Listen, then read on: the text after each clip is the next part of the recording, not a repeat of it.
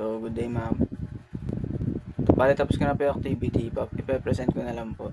And, papakita ko lang po yung output. So, start po tayo dito sa server. Web server. And, punta tayo sa desktop. So, gagawa lang tayo ng sarili nating IP address. Yung napili ko is set A 5.1.1.1.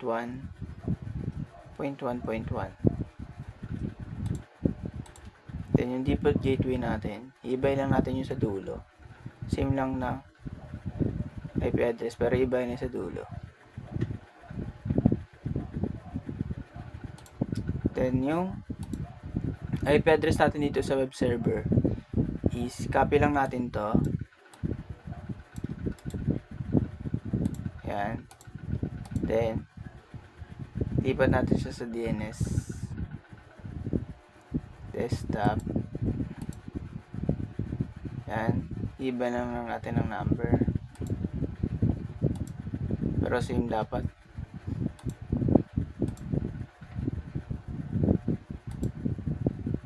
Tapos punta tayo sa config.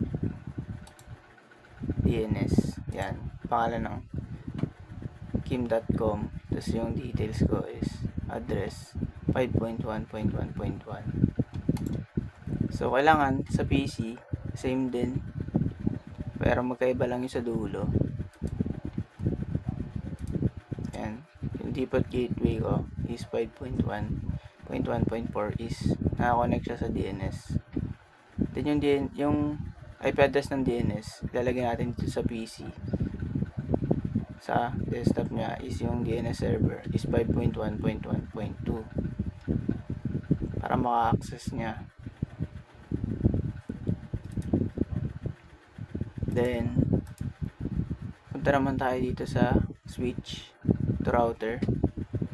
Gagawa lang din tayo ng kahit anong set ng address, IP address. And yung napili ko is 15.1.1.1. Then, same lang sila dito. Magkaiba lang yung sa dulo. And, yung pass Ethernet naman na napili dito is 80. Then, i-rip lang natin yan. Pero, punta muna tayo dito sa pass Ethernet 80. Yung IP address dapat nakalagay natin dito. Yan, 5.1.1.4.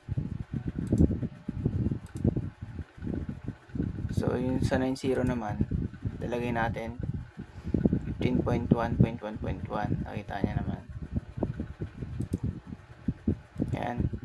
Ito yan, 90 pa sa Ethernet. Lalagay natin yan. Same lang din dito sa isa. Sa papunta sa kabilang router. 90. Pa sa Ethernet. Ito tayo.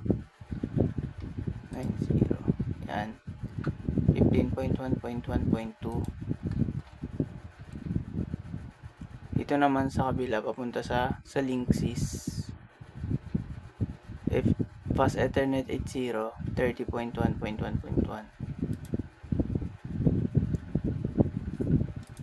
Yan. Nakita nyo naman nilagay ko dito. Siyempre kailangan naka-on palagi para mag-color green. Kasi pag di siya naka-on, naka-color red lang siya lahat. So, hindi siya makakatawid sa ibang So, pag dito naman sa router, puntang router to Linksys. Sa Linksys naman, punta tayo sa internet. Pinutin natin static para ma-access natin. Yan, 30.1.1.1.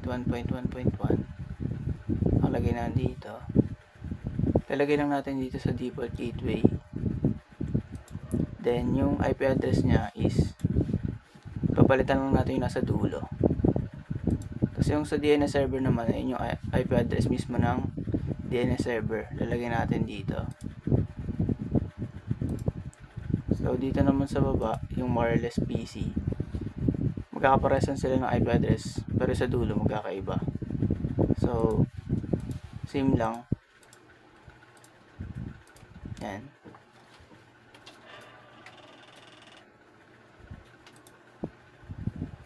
Yan, nakita niyo naman. So, testing na natin. Magana siya sa web browser.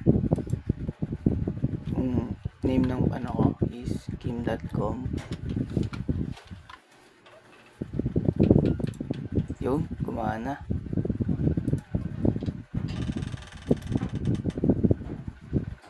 Check naman natin dito sa isa. Sa kabilang PC.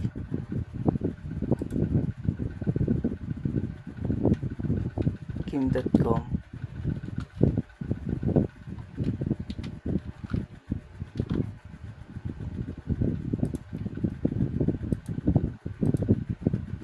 Ulitin lang natin.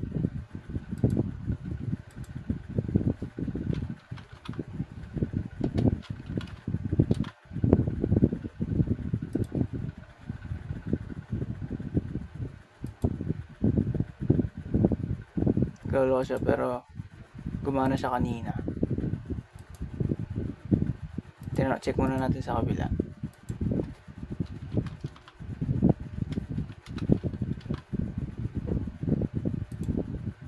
Yun, gumana. So, testing naman natin itong envelope. Kabila.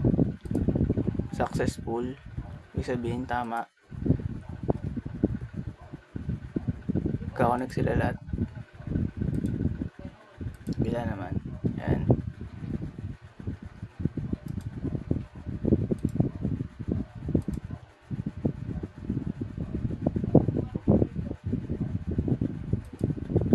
So, nirip ko na lahat yan. So, magkakakonek na lahat yan dito.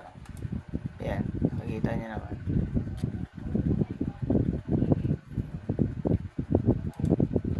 Yun naman po. Maraming salamat.